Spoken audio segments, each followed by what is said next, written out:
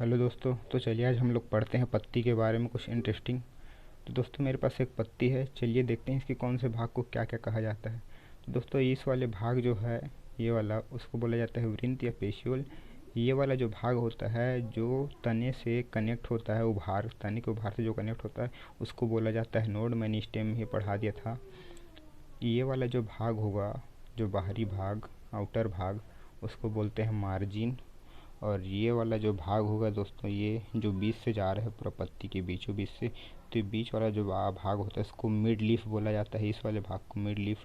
और इस जो मिड लीफ से अलग से एक ऐसा पत्ती में आया रहता है, ये बीच से पूरा का ऐसे अंत तक आया रहता है, उसको बोलते हैं सिरा या वेन।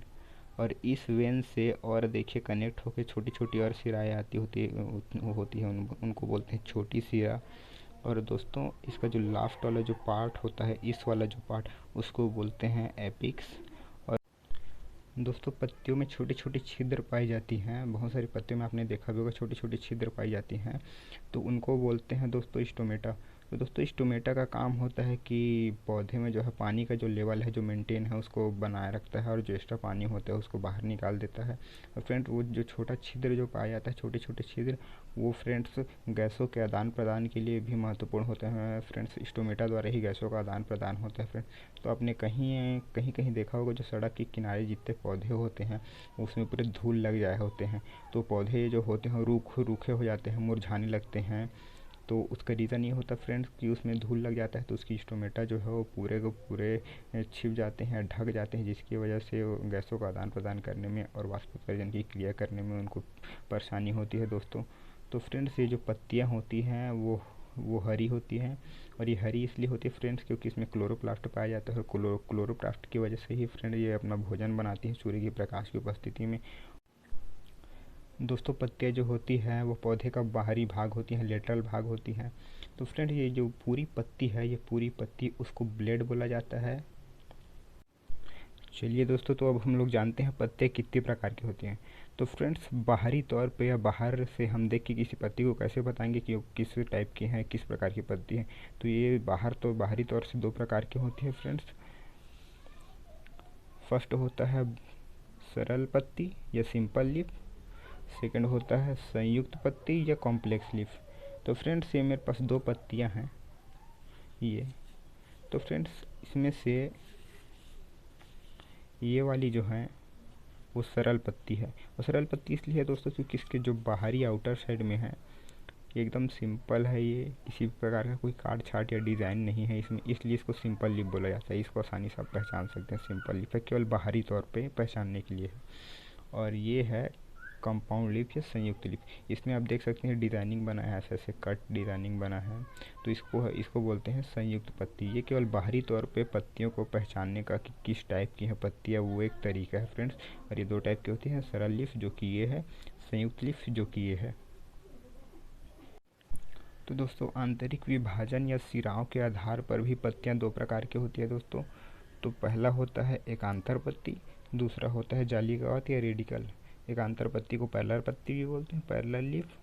तो दोस्तों एकांतर के लिए आप ये देखिए, ऐसा होगा पत्ती जिसमें जो सिराएं होती हैं सीधी सीधी होंगी, ऐसे पूरी सीधी सीधी में। इसका उदाहरण आपको केले का पेड़ दिख जाएगा दोस्तों, केले का पेड़ हो गया, गन्ने, मक्का, ये सब में जो है आता है फ्रेंड एकांतर लीफ पाई जाती है। इसमें जो सिराएं होती है सीधी सीधी होती हैं।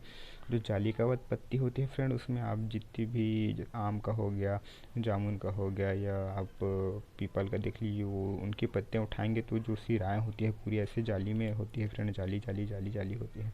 तो वो उनका उदाहरण है फ्रेंड्स। चलिए दोस्तों, तो अब हम लोग जानते हैं एक आंतर पत्ती और जालिकावत पत्ती में बेसिक अंतर। तो दोस्तों जो एक आंतर पत्ती होगी वो उसका जो बीज होगा वो दो भागों में बटेगा नहीं, या दो भागों में हम उसको तोड़ नहीं सकते। लेकिन जो जालिकावत पत्ती होंगी उनकी जो बीज होगा, जैसे आम का बीज है और जामुन का बीज है, उसको हम दो भागों में तोड़ सकते हैं। लेकिन एक आंतर पत्ती होगी, उसका जो फल होगा उसको दो भागों में तोड़ा नहीं जा सकता, दो भागों में डिवाइड नहीं किया जा सकता। और फ्रेंड्स ये एक बीज पत्री होंगी, ये द्विबीज पत्री होंगी दोस्तों। और इनका जो पत्ती होगा दोस्तों वो लंबा लंबा होगा, जैसे धान हो गया, मक्का हो गया, केला हो गया। और इनका जो पत्ती होगा दोस्तों वो छोटी छोटी होंगी, जैसे जामुन, आम, पीपल, इनका देख लीजिएगा आप। दोस्तों आपने बहुत सारे पौधे ऐसे देखे होंगे जिनमें जो पौधे होते हैं उनमें पत्तियां ही नहीं होती, उनमें जो बहुत सारे कांटे पाए जाते हैं और पत्तियां होती ही नहीं। तो फ्रेंड्स वो भी पत्ती का एक रूप ही है। जो कांटे होते हैं वो भी पत्ती ही है, लेकिन वो समय के हिसाब से और अपने वातावरण के हिसाब से वो उसमें उत्परिवर्तन आ जाता है और वो परिवर्तित हो जा रहती है और मॉडिफाइड लीफ हो जाती हैं वो। तो फ्रेंड्स दोस्तों ऐसे कांटे वाले जो पौधे होंगे वो आपको अधिकतर उस जगह में मिलेंगे जहाँ पे पानी की कमी होगी। जैसे आपको डेजर्ट में मिलेंगे, क्योंकि आपको अच्छे से पता है वहाँ पानी की कमी होती है, तो वहाँ कांटेदार पौधे अधिकतर मिलते हैं दोस्तों। तो कांटे में रूपांतरित पत्तियाँ जो कांटे में रूपांतरित हो जाती है फ्रेंड्स, तो उससे पौधे को दो फायदा होता है। फर्स्ट फ्रेंड्स, इससे क्या है, जंगली जीव है, जो जानवर है जो उनको खाते हैं वो उनको खाएंगे नहीं कांटों की वजह से। तो ये पहला फ़ायदा हुआ। और दूसरा फ़ायदा फ्रेंड्स, जैसे कि पत्तियाँ रहती हैं तो वाष्पोत्सर्जन की दर बढ़ जाती है।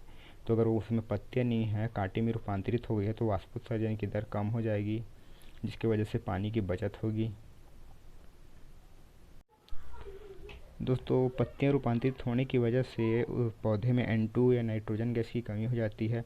तो इस नाइट्रोजन गैस की कमी को पूरा करने के लिए बहुत सारे जो पौधे होते हैं, जैसे कीटभक्षी पौधे हो गए, वो सभी कीटों का भक्षण करने लगते हैं, जिससे वो पौधे में N2 की कमी को पूरा किया जा सके। दोस्तों आपने बहुत सारे पौधे ऐसे देखे होंगे, अधिकतर नार वाले पौधे, जिसमें ये डाली होती है उसमें से स्प्रिंग जैसे अलग से संरचना निकली होती है। तो वो भी फ्रेंड्स पत्ती का ही एक प्रकार है, जो पौधे को सहारा देने के लिए स्प्रिंग के रूप में परिवर्तित हो जा रहती है। तो ये जो स्प्रिंग होती है फ्रेंड्स, किसी डाली को पकड़ के या किसी सरफेस एरिया को पकड़ के या दीवार को पकड़ के ये जो पौधे को जो है, ये जो पौधा होता है उसको सहारा प्रदान करता है फ्रेंड्स। तो ये भी पत्ती के एक प्रकार का रूप ही है फ्रेंड्स, ये भी एक प्रकार की पत्ती होती है फ्रेंड्स। तो दोस्तों मैंने आपको पत्तियों के बारे में पूरी जानकारी दे दी है। तो मेरा ये वीडियो अगर आपको पसंद आया होगा तो वीडियो को लाइक करें, शेयर करें, कमेंट करें, मेरे चैनल को सब्सक्राइब करें। और यदि आपने मेरी पिछली वीडियो को नहीं देखी है तो आप मेरे चैनल में जाकर उस वीडियो को देख सकते हैं।